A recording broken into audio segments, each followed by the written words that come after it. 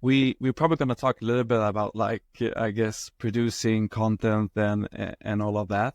But can you tell me a little bit more? I know this a little bit about the story. You know, you worked in the industry for a long, long time, and now you're doing your own thing and building your own company.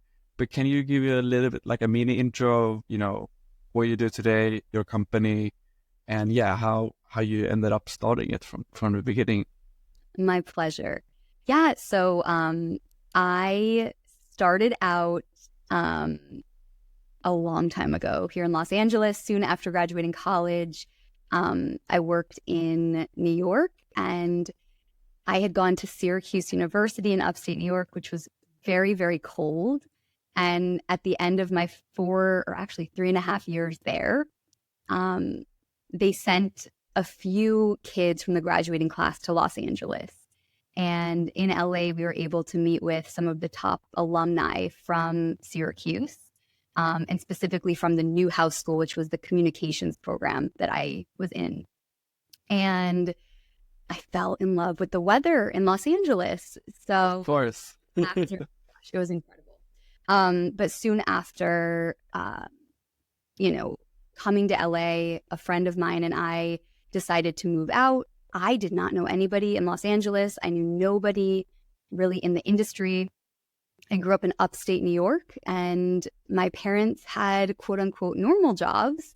So the entertainment industry was something just really, really in my dreams, something I wanted to achieve but had no idea how. Moved out to Los Angeles, and I started working in unscripted reality production. At the time, the writer's strike was actually soon about to happen, and reality television was booming. So if you were a 20-something, hungry, reality television loving person, it was a really, really great time to get in the business. And I ended up working at a company called World of Wonder Productions. It was my first job in Los Angeles when I got here. Found the job on some Syracuse University listserv, and they needed a logger, which now is an AI job. But at the time, I sat on set and I had a laptop and I had to type everything that happened so that we could create a script for the producers to turn around really quickly. And specifically, I was working on a show called What Perez Says. It was Perez Hilton, the celebrity bloggers show. And every episode, he met with a different superstar, from Janet Jackson to Amy Winehouse at the time. It was an incredible first opportunity here in LA, and I fell in love with unscripted programming. And I felt very, very lucky. I also had no car, so I was walking to work. I had no savings. I, looking back, was really just winging it, but I had a great, great start because it was really exciting. From there, I was able to work a bit in the music industry. I worked actually for one of the gentlemen that I met on the trip to Los Angeles in the alums of Syracuse organization. And he was one of the folks who helped to he was one of the founding, so sorry, had a dog on my lap. He was somebody who helped when Virgin Records initially was starting, and he was starting a music company. So I went to work with him, and I was able to then go out and do music things at night. I went all over Los Angeles to all of the famous venues like the Roxy, Viper Room, Hotel Cafe, the Troubadour, and I was really falling in love with just finding music talent. I always loved music. And we worked on a series called the On Record Project with Kevin Spacey at the time, I believe George Harrison, and we just had incredible music opportunities. And then from there, I worked at a number of different companies, some of which I got to work in music again, all of which were unscripted opportunities on the production end of the business, which are sellers, and also on the buyers end of the business, which are networks. So I had the opportunity to work at ABC Daytime, which is on the buying side, at companies like ITV Studios, which is a big production company internationally, actually.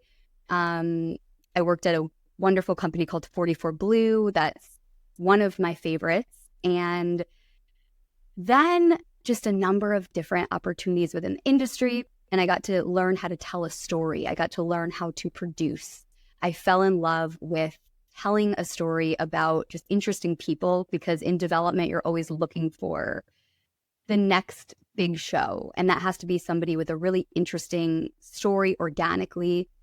They have to be in an interesting world that people will find fascinating, can't take your eyes off of them. So I spent many years trying to hone in on original content opportunities, going around the country, shooting what we call in our business sizzle reels, which are sales tapes. And once a project would sell, and I would also be part of the team to pitch it to networks, or I'd be part of the network team to buy the show when I was on that side. Once the episode would go, once the series rather would go forward, we would create a presentation reel or a pilot. And then ultimately the shows would go to series, or they would never see the light of day, because only probably 1% of shows actually sell.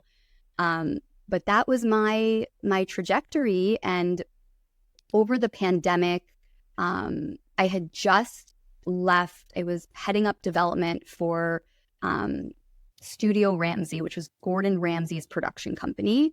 And just as the pandemic hit, I ended up taking a role with a company called Studio 71. And I spent 4 years with them, really honing in on this ever-changing business of digital media, working with brands. And I fell in love with telling a story to help support brands and creators and talent. And I realized there that the whole world of television and digital are continuing to change extremely rapidly. They're coming closer together. And I had an amazing opportunity there to work with huge brands like Amazon, Disney, Apple, some of the biggest brands in the world. And I realized that every brand needs to have really strong social media stories. They need to be able to have optimized content across their social media. And the way that we were doing that most successfully was through essentially creating these longer form shows that we would then make sure fit the brand beautifully. And we would cut those down across their social and oversee all of their social as well. And I fell in love with that business. So at the top of this year, to your original question after this very long story, I founded my own company, and my company is called Aliza Media. Aliza actually means joy. And after almost 20 years in the entertainment industry and working in the unscripted world, sometimes the scripted world, but generally just, telling stories, I decided that I really wanted to pave a path forward that I could be really excited about, that I could help to bring joy to those around me, bring on projects that also bring me joy, because the entertainment industry is not always joyful. It's, a really fast-paced business. There's so many pieces that are extremely positive. But one thing that I realized is people more recently have not been as excited, because I think times are changing. People feel really scared. And I decided to start to chart my own path, to start working with brands. And specifically, the log line of my business is to help support brands in becoming creators in their own right. And that can be through original content in a long form, like a documentary that we would then cut down across their social media platforms. That can be just social media content. I have some clients that were doing simple TikTok and IGs, but also those come with a extensive marketing plan and a lot of thought behind them. And we're coming in and producing with them and then editing that content down and making sure that it's trendy and can really hit their needs as a business. And the ultimate goal is to help our clients bring in more dollars. And at the end of the day, everybody's running a business and they need revenue. So that's what we're trying to do, but with a really good, helping hand and a mentorship quality, which I find extremely important. And this year has been extremely successful so far. I've never been happier, and I cannot wait to keep building. Nice, nice. I mean, it's great to. I don't think there's a lot of people that been on the both sides and also been in the entertainment industry so long. But I'm curious to hear, what do you think brands and the brands you work with can learn from the entertainment industry? Like, what can they pick to make their brand, a lot better? And yeah, That's a great question. Yeah, I think that brands can learn a lot from the entertainment industry. I'm, for one, very grateful that I had the traditional upbringing in the entertainment industry before social media. And the reason I'm grateful for that is because we learned how to tell a story and to really, I actually studied broadcast journalism for much of my college career. And I remember just being trained in trying to identify what is the best story and why does this need to be told. And I think that for brands today, understanding the entertainment industry and the fact that it was the original, way of telling a story since television began, which is not that long ago. I think it's important because television does a lot of things right.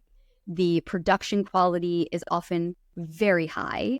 There have been a lot of gatekeepers in television, right? There have been casting executives and development executives. And I think now that gatekeeping is kind of breaking down a little bit, in that social media allows anybody to put their face out there, to put their story out there. I think that there is a beauty in the traditional model because it was weeding out the things that deserve to move forward for the most part, sometimes not. So I think that understanding the entertainment world and the history of how we got here is really important in terms of telling a story that will still hit now and in the future. Yeah. And why do you think, why should even brands invest in original content? And just so we can explain original content, would you say that is the storytelling part, the unscripted part, is that original content, or what is it, and why should brands invest in it? So original content, I think it can mean different things to different people. So that's a really great question. And to me, it can be anything that you create that is telling your brand's story. Or if you're a creator, it's anything you're creating that's telling your story. So that's really broad. And I like that it's so broad because I think that the possibilities for brands need to be pretty endless, in that it's always important to kind of pull back the curtain as a brand and be able to say, this is how we began. We're real people back here. We're not a machine. And I think consumers and viewers alike love to understand the background of where something came from and why. And once you pull back that curtain and somebody starts to understand who's working on this, let's say it's a beverage brand, right? But it happens to be, it's not Coca-Cola. It's not these huge brands that we know. It's a mom and pop brand that maybe grew and has really legs to last for generations. But how did it start? And I think it's really important to showcase to your audience those stories.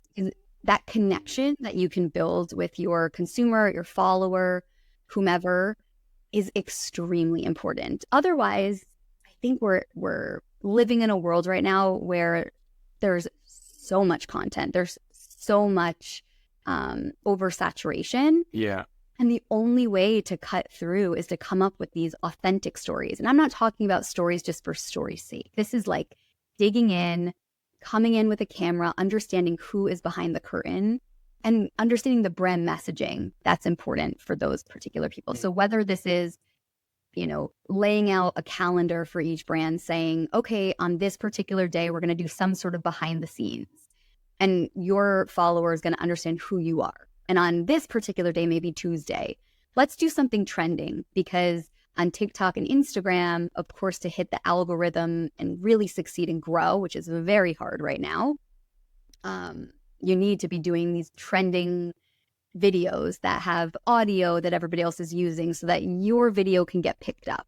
Maybe on Wednesday, there's some sort of interview with, let's say we're working with a doctor's office. Like maybe the doctor is telling us a story time. And not only have we on Monday gotten to know who they are and why they started the company, Tuesday was trending. Wednesday, we learn, oh my God, they saved somebody in the air. That's crazy. So anyway, I think every single brand has the ability to tell a unique story that can really grip an audience. And ultimately, as we've shared before, the goal is truly revenue for a business. That's how we actually survive and grow, right?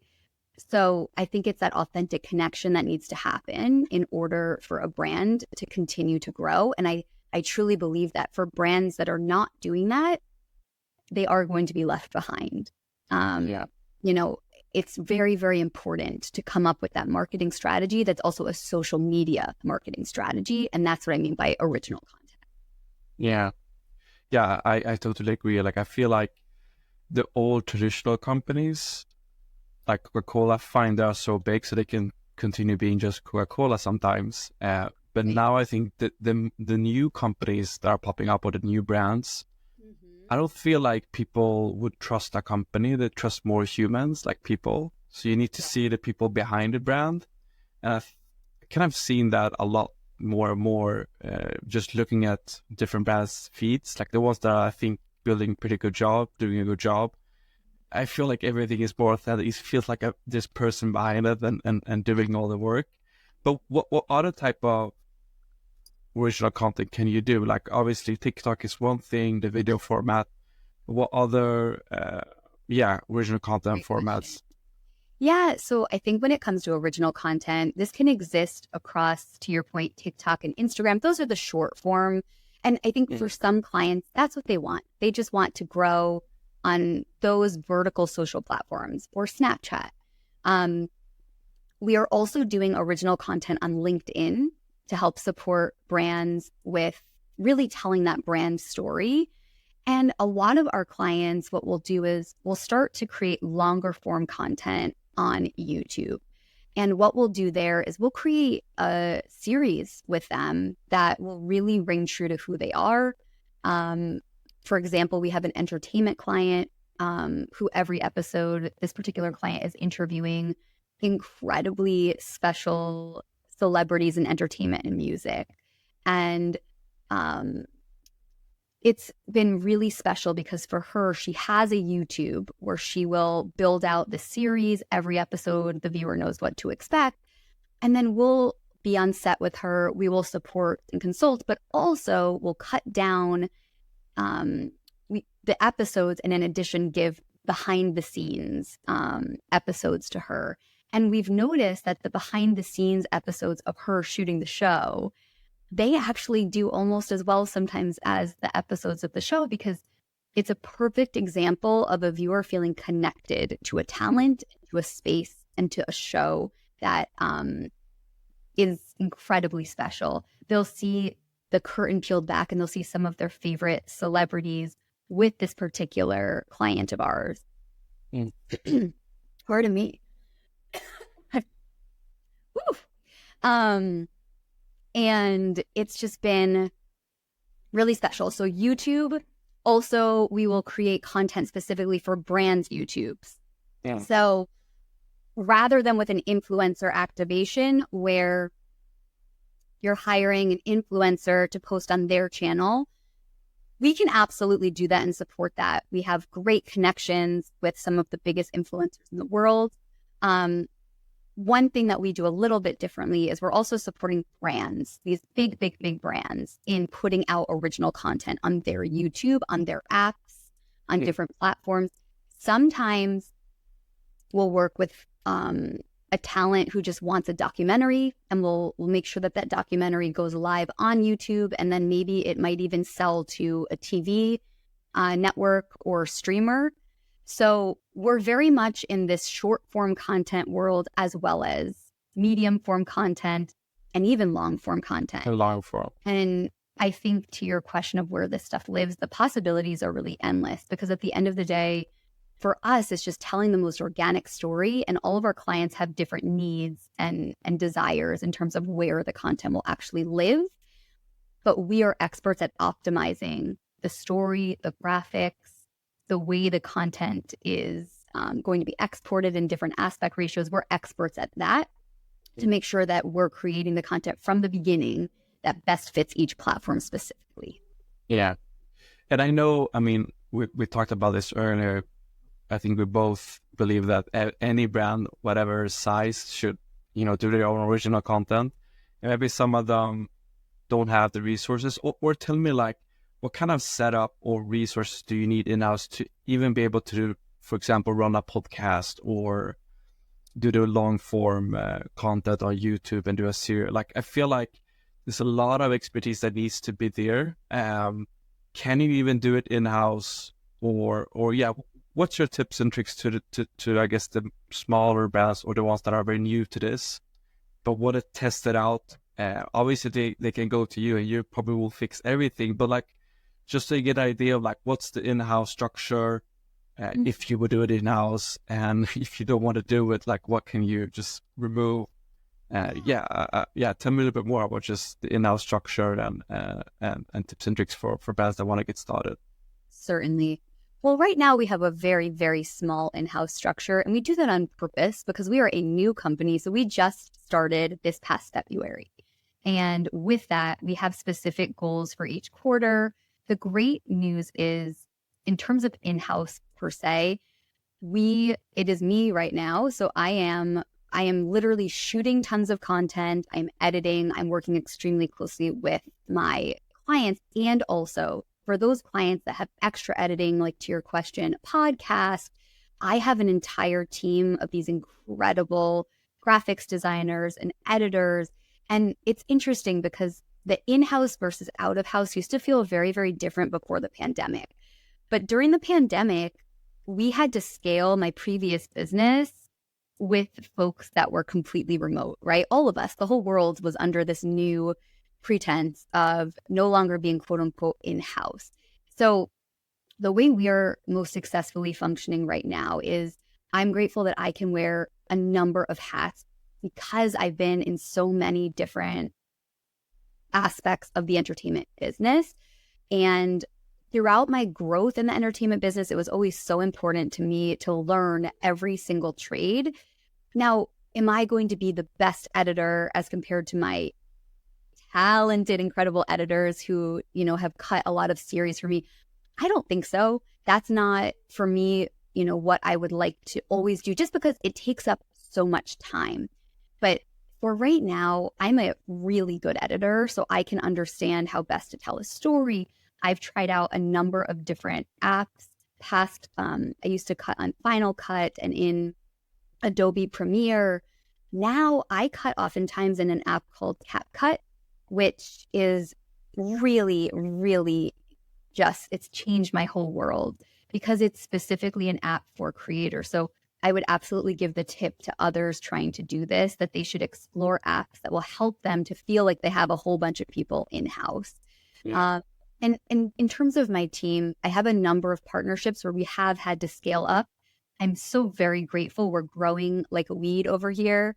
And with that, I'm tapping into the folks that I've cultivated throughout my whole career who I could not appreciate more. I've always been somebody who, bring me into a room and I would rather be surrounded by people who I think are even better than me or smarter than me. And I never feel less than, because I love to cultivate talent and I love to learn from others. And I think that with my business, I've now know every single aspect, but I know exactly who can do everything even better. And I am, as a producer, somebody who can really orchestrate from start to finish, not only the pitch and the sale of business, but all the way through the creative and the execution. So because the entertainment industry changed so much over the past, especially the past 5 years, and because the only way to survive, at least for me and some folks in my development space, was to start wearing a million different hats, I really welcomed that. And it's given me the tools needed to help build my own business because I know what is needed. I know how to scale. I know when it's important to bring something just to me so that, if it's a smaller project, I've got my clients right here. I can do it. But we have an entire network across the country of incredibly talented individuals that I can tap at any time. Cool. Yeah, I think most employees, I guess, at these type of brands you work with, they don't have these millions of hats. But if you're a founder at a brand, e-commerce or whatever brand, and you want to test this out and do original content, who in his or her initial team, what title, like who could actually start doing this? Is it the social media manager that could just test it out before they go to you, before they do this, at scale? And what kind of resources does that person need? Certainly. So I think a social media manager is a great example of somebody who I think can be helpful with TikTok and Instagram, maybe Facebook, maybe YouTube. I think the challenge is that a lot of these platforms are very specific. And I think one would need a social media manager that feels extremely confident in whatever space that particular brand is looking to grow. I would say a brand can absolutely start with somebody like that in-house. The only issue is that oftentimes a lot of social media managers, at least in my experience, are often a bit less advanced in their career, and that's not a negative. I actually think that the Gen Zers, I myself am learning from them constantly. They have grown up with social media, whereas my generation, I'm a millennial. We grew up with it as well, but in a very different way because we did not start with it. Gen Zers, it's in their blood, and that is very cool.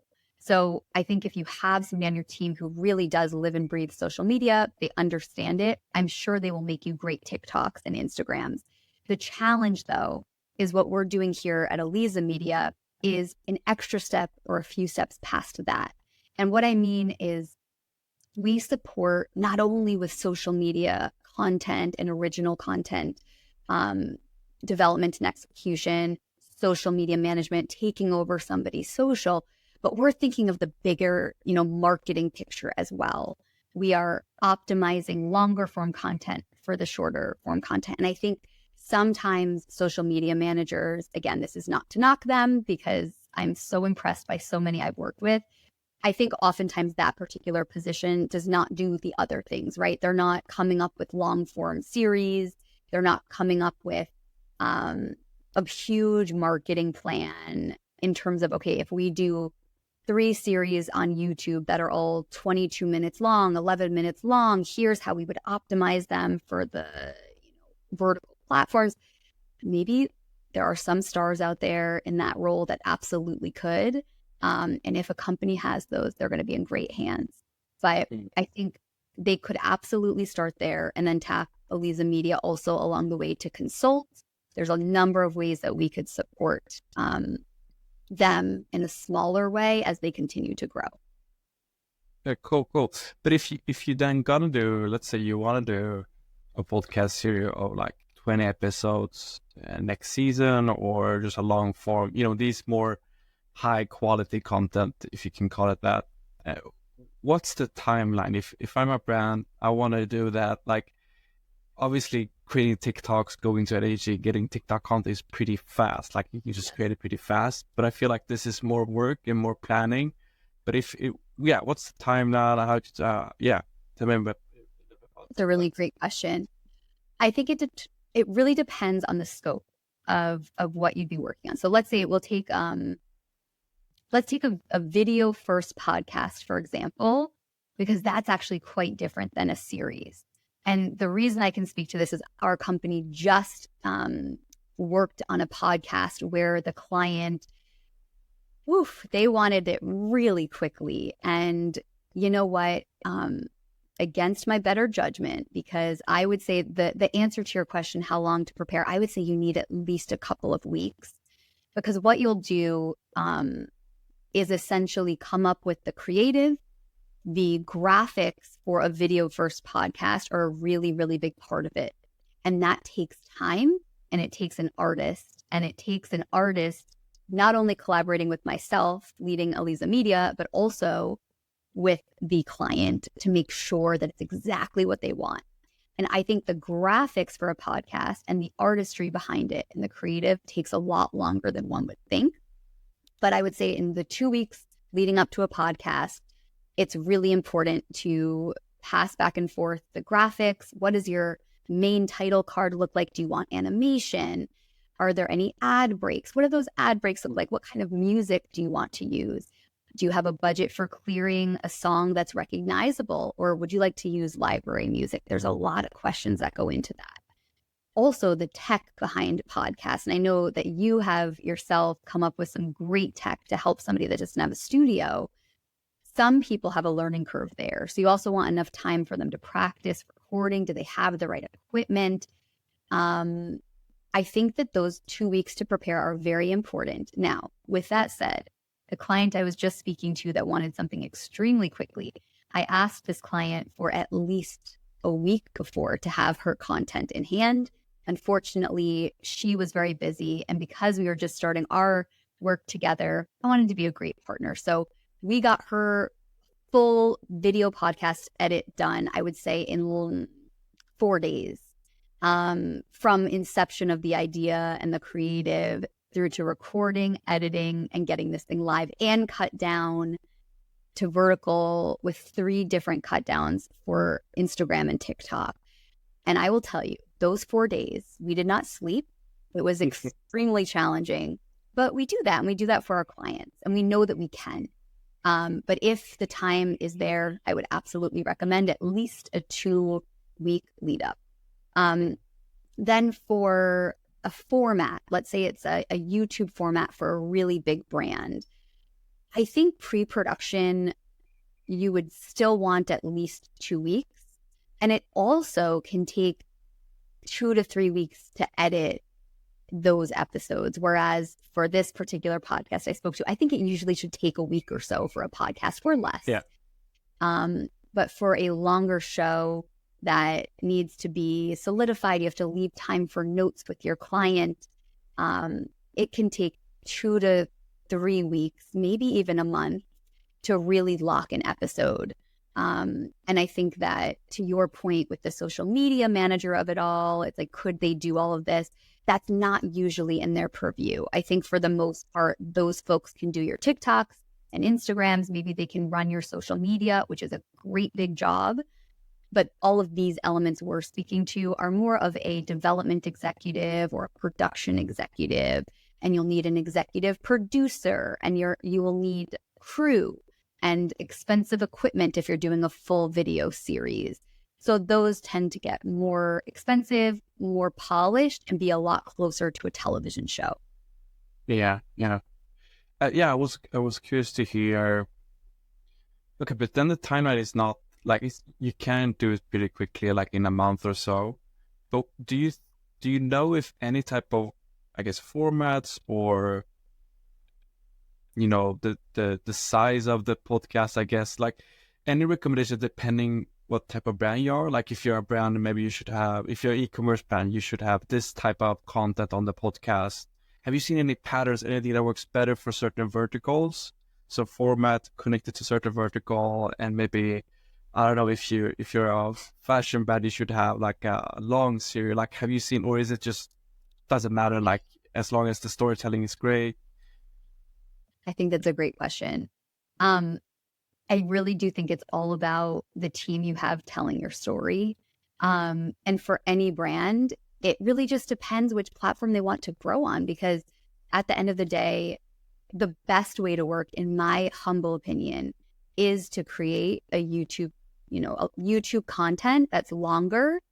And what you do is you bank that content. So we just spoke to, okay, you'll need 2 weeks or so to prepare, maybe a month to edit tops. With that, you want to bank your content so that you're able to post every single week. And that's called batch capturing. So you're going to maybe pick 2 to 3 days if it's a YouTube video, you're going to shoot your whole series. Maybe you can do this in batches, again, a day here, whatever. But it's really important to get all of those banked so that you can then put those on YouTube when the time is right, at a time where the cadence can be weekly. And the way to keep a healthy channel is to have a lot of clean cadence content, meaning you want your content to always be running at the same time. You don't want a big gap in between. That's really what helps your algorithm, right? And then to your question, do certain brands want different platforms? At the end of the day, I would recommend they do all the platforms, because you never want to back into just one. We know what's happening right now, for example, with TikTok. Who the heck knows where we'll be on TikTok, 9 months out, a year out. My hope is we'll be fine, but we don't know. So it's very important to remember when growing your channels that you don't own Instagram, you don't own Meta, you don't own YouTube. Something can happen to these platforms, just like Friendster when I was younger, or MySpace. There was a world we probably thought those would go on forever. So you want to be really, really deliberate in making sure you're creating a YouTube, if you can, that you can have on a great cadence. On that cadence, you'll cut it down also for your vertical platforms, so that you're utilizing the content across platforms in the most helpful way to you, because you'll have lots of content going. You'll also be promoting on vertical content on Instagram or TikTok, your YouTube video. You want to drive people there, and you want to drive people wherever you're monetizing. That's the other piece. So for every brand, it's different, but for every brand, I'd recommend as much content as you can within reason. And also try to have your own website. Try to have something you own yourself where you're also putting that content. Maybe it's a blog, maybe it's just a website, but something where you own it so that it's not going anywhere. It's yours. I think that's also extremely important. I love that breakdown. I love it. So you would recommend anyone to do the YouTube video long form, and from there, obviously getting the storytelling and all that put together before that.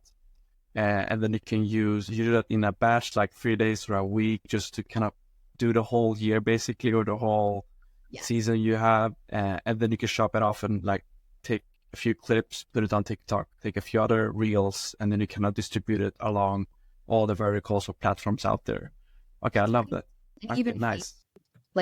I think Facebook is a place where you can actually make some money right now. You can monetize your content there. A lot of people don't think about Facebook, but it's actually a really important platform for monetization.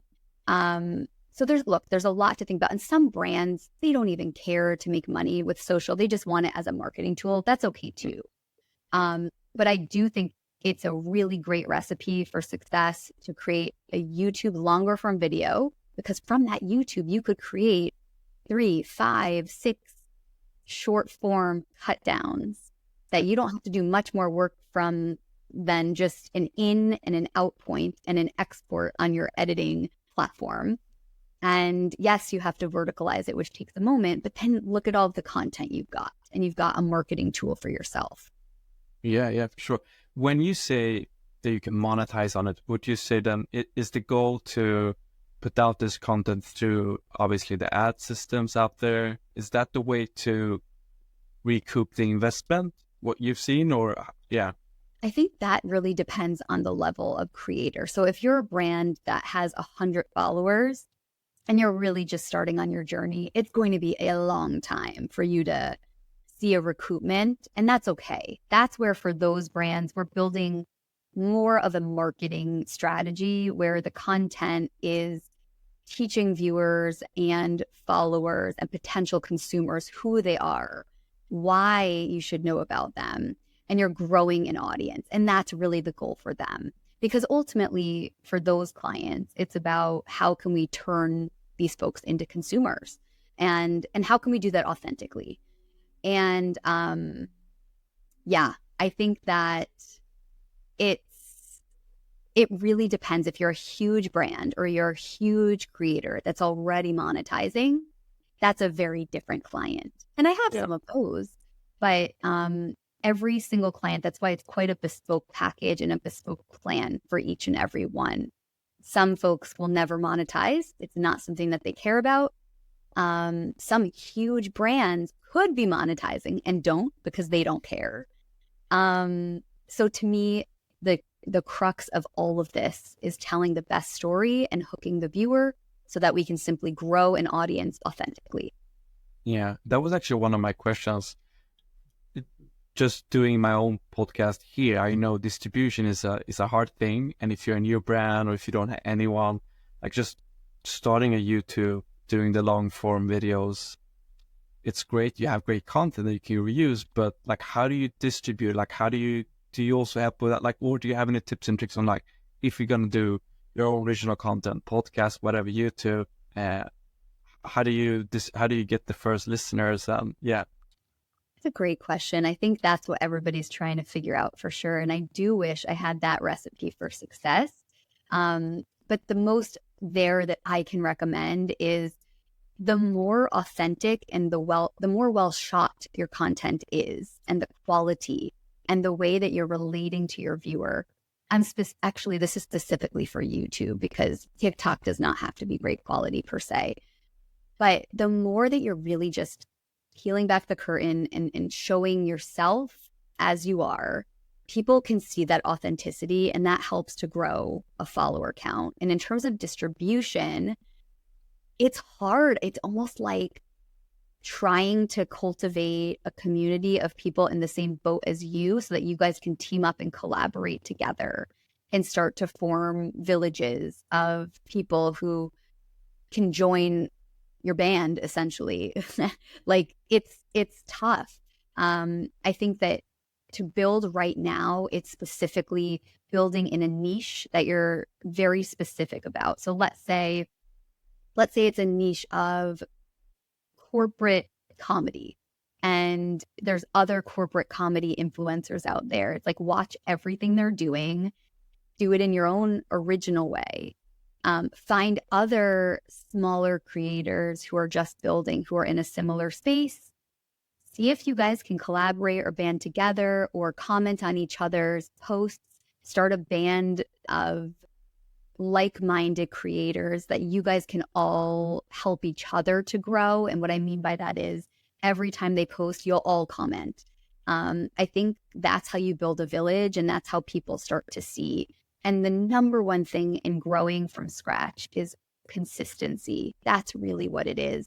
And your thumbnail. Your thumbnail is even sometimes more important than the content itself, because it allows people to see what they want to click on. And if you have the best content in the world, but your thumbnail is not, you are in trouble. It's not going to work. Yeah, I've heard about the thumbnail. Yeah, but there's a lot to figure out. And I guess, I think the first step is always, like with any channel or anything you do in your business, just to get started and then learn as you go. And I think consistency is super, super important. And it's great to get the input on like the high quality. I definitely agree. Like, I think for YouTube, you need to be on top there. But then to my final questions, and you've probably seen a lot. I think you mentioned a few things in our first call.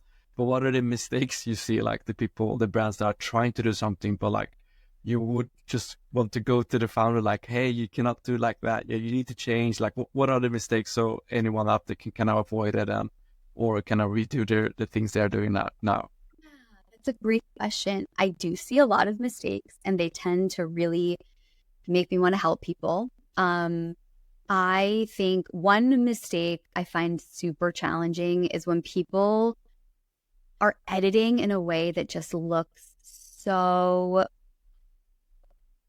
not thoughtful, is the way I'll put it. So like if they're choosing transitions, for example, that look to me like iMovie circa 2008, where it's just like these weird transitions with, I don't know, they're just not high end.